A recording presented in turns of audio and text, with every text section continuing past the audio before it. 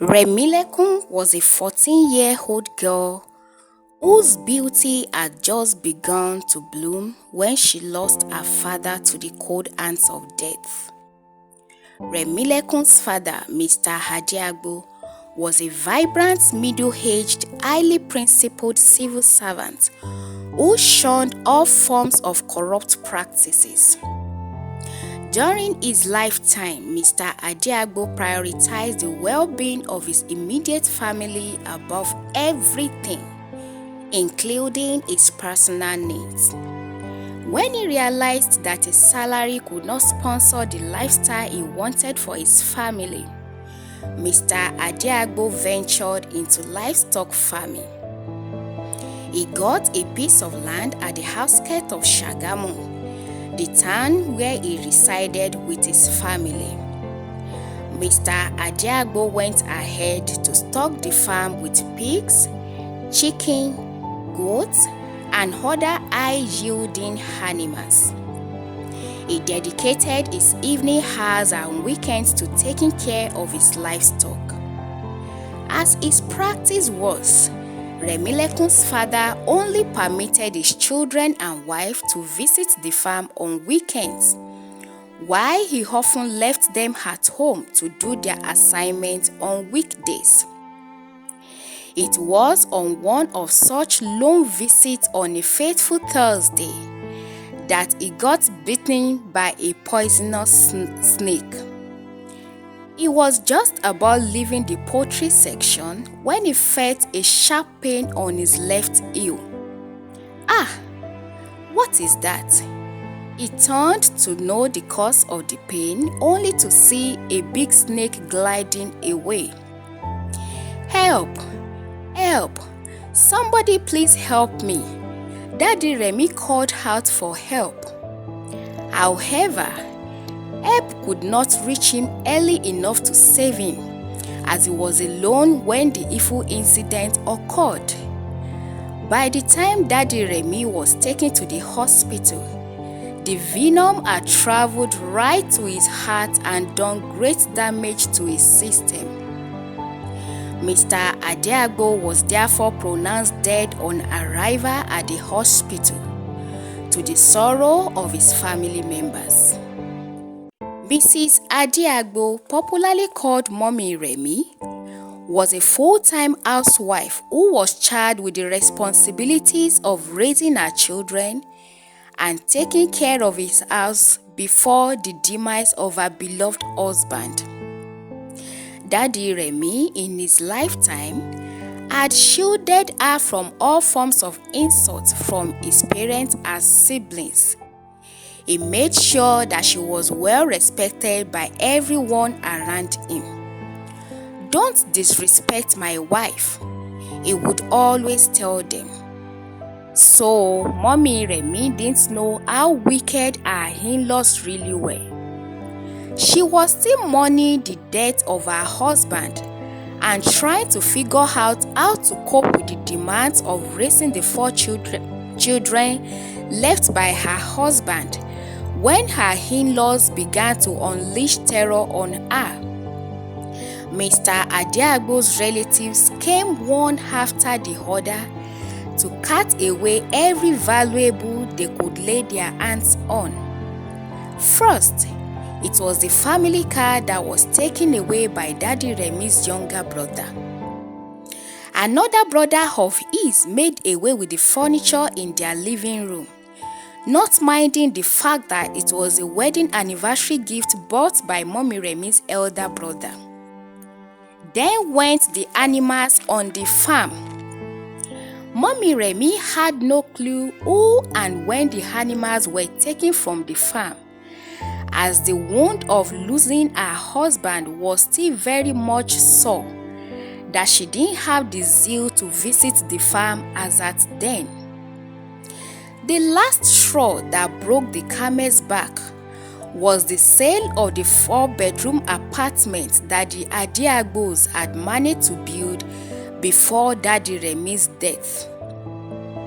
A few months after Daddy Remy's death, Mommy Remy and her children were in the sitting room She had just taken a cup of yellow pap after much pleas from her sisters when they heard the knock on the gate of their compound. Though she wasn't expecting any visitor, and she was not in the right frame of mind to entertain a visitor, Mommy Remi asked her first child Remilekun, who had just returned from school, to check who was at the gate. A few minutes later, Mommy Remi was greeted by two young men who introduced themselves as realtors from Ziba Properties. For a second, she had thought they had missed their way until one of them informed her of their mission to the compound. "Madam, are you Mrs. Adiagbo, Mommy Remilekun?" he asked. "Yes, I am. How may I help you?" "Well, I have been sent by the MD of Ziba Properties to inform you of the need to vacate these premises before the 15th of March, which is exactly 6 weeks away. I'm happy to inform you that the company acquired this property when it was put up for sale some weeks ago," he concluded. "Now, that can be. This house was built by me and my husband, who is now late. We never put up this house for sale," she argued. "Just a minute. Let me get the papers so as to convince you," she said as she stormed into the house. The ground on which Mommy Remi stood seemed to be turning under her, as the house document was nowhere to be found. The box in which the documents were kept was empty and the cabinet disorganized. Who came here? Who did this? Where are the papers?" She kept asking no one in particular. When Remilekun and the other people waiting for her mother didn't see her after some minutes, Remilekun went to check on her mother to know what was delaying her. Remi's scream from the room attracted the realtors and Remilekun's aunts, who all ran to the room where Mommy Remi laid unconscious on the floor. The love for humanity took over the realtors, who forgot about their mission to the Adiagbo's residence as they rushed Mommy Remi to a nearby hospital where she was resuscitated. After spending some days on admission, Mommy Remi was discharged to face the problems staring her right in the eyes. Weeks after recovering from the shock of being rendered homeless by her in-laws who sold the house, Mommy Remi had no choice than to move to the farmhouse, a mini flat earlier built on the farm by the husband, to keep animal feeds and some farm produce. Though the house was too small and sparsely furnished to provide the necessary comforts for her and her children, she felt staying there was better than living on the street. Each day, however, came with lots of hardship for Mommy Remi, as the little money she got as cash gifts from the friends who paid her condolence visit after the death of her husband kept going down by the minute. The demands of feeding 4 children by a woman without a concrete source of income began to weigh her down. Feeding, clothing, and getting other basic needs required for life became very difficult for Mommy Remi and her children, as her in-laws never cared whether they lived or died.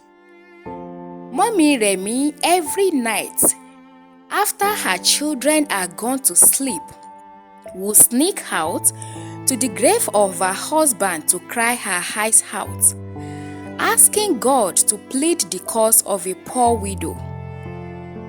Being a sensitive girl, Remilekun always noticed her mother's absence from the small apartment they all managed to squeeze into.